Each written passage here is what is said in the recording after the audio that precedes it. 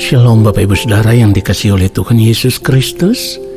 Sukacita dan damai sejahtera Allah kiranya terus melimpah di dalam kehidupan Bapak Ibu Saudara sekalian dimanapun Bapak Ibu Saudara berada. Mari kita siapkan hati kita untuk menerima kebenaran firman Tuhan saat ini. Mari kita berdoa. Allah Bapa yang Maha Kudus, kami mau mempersiapkan hati kami. Kami mau mempersiapkan bejana hati ini untuk diisi dengan kebenaran firman-Mu. Kuduskanlah setiap keberadaan hidup kami. Maafkan semua ketidaktepatan hidup kami. Ampunilah kami ya Allah dari segala pelanggaran salah dan dosa kami. Sehingga saat ini ketika kami berada di hadapan Bapa, kami ada di dalam keadaan kudus dan berkenan oleh karena pengampunan-Mu ya Allah atas kehidupan kami. Urapilah setiap kami, Allah Roh Kudus, berikanlah kami hikmat pengertian untuk mengerti akan kebenaran firman Tuhan ini. Dan biarlah firman yang kami dengar, itulah yang mengubah kami. Kami mau berjuang untuk hidup seturut dengan firman-Mu di sepanjang hari hidup kami. Di dalam nama Tuhan Yesus Kristus, kami siapkan hati untuk menerima kebenaran firman Tuhan hari ini. Amin. Saudara yang dikasihi oleh Tuhan Yesus Kristus, Matius pasal yang ke-6 ayat 33, tetapi carilah dahulu kerajaan Allah dan kebenarannya, maka semuanya itu akan ditambahkan kepadamu. Saudaraku, saat ini kita akan mengarahkan fokus kita kepada kalimat carilah dahulu kerajaan Allah dan kebenarannya. Oleh sebab itu, perkara makan dan minum tidak boleh menjadi hal yang utama. Sebab kalau persoalan makan, minum, dan pakai menjadi hal yang utama, maka kita akan mengabaikan panggilan yang lebih penting, yaitu panggilan yang berdampak untuk kehidupan kekal. Dan panggilannya itu adalah mencari kerajaan Allah dan kebenarannya.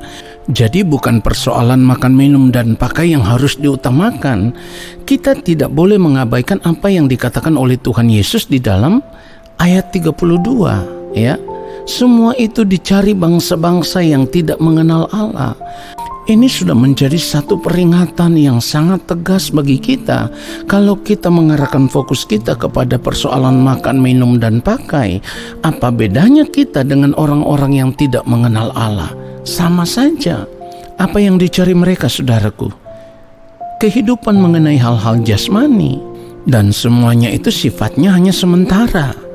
Akan lenyap, akan hilang, tidak kekal.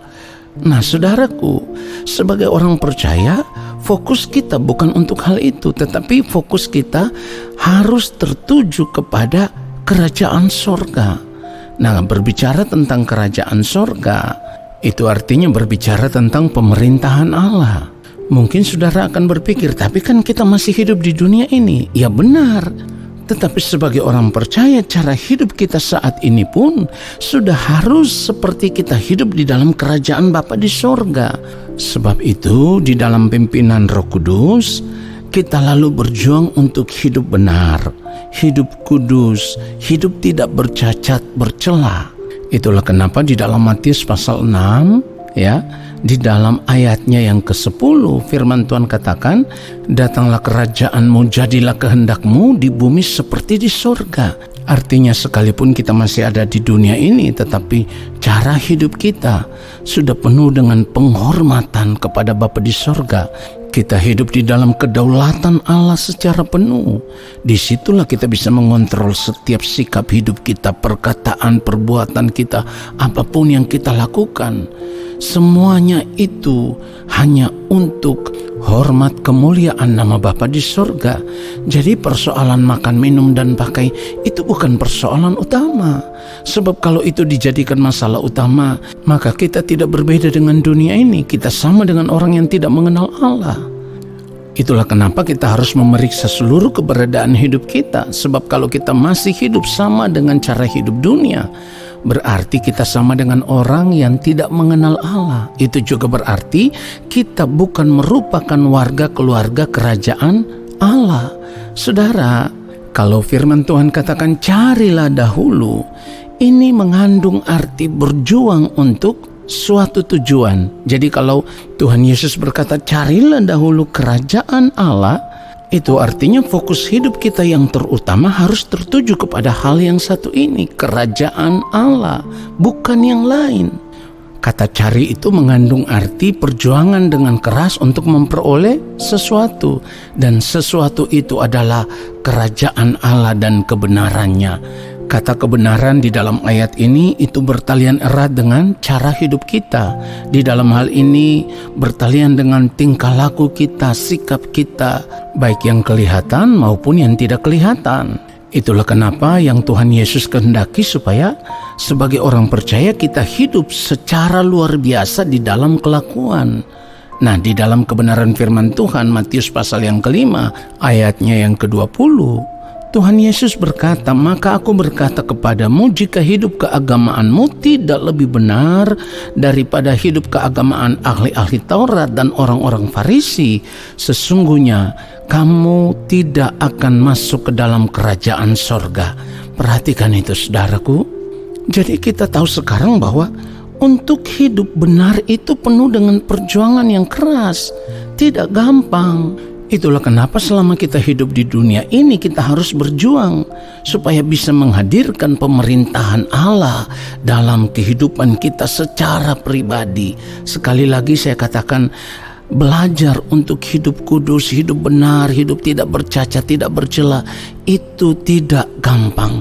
Tetapi kalau kita mau, pasti kita bisa, karena Roh Kudus akan memberikan kita kemampuan untuk hidup benar, hidup sama seperti Tuhan Yesus telah hidup, supaya kita menjadi serupa dengan Dia, dan pada akhirnya kita bisa menjadi sempurna sama seperti Bapa di sorga yang adalah sempurna. Mengerti akan kebenaran ini berarti kita mendapatkan satu pelajaran yang mahal, di mana mencari kerajaan Allah dan kebenarannya, hal itu sama dengan apa yang firman Tuhan katakan, mengerjakan keselamatan dengan takut dan gentar.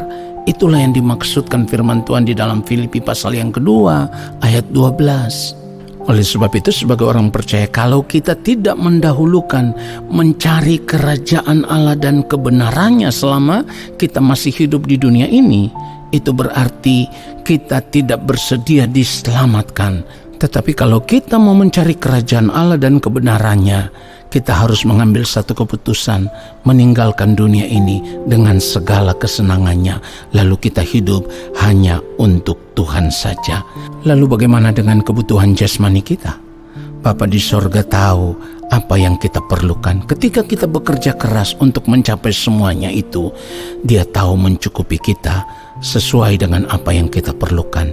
Karena bersama Yesus kita cakap menanggung segala perkara.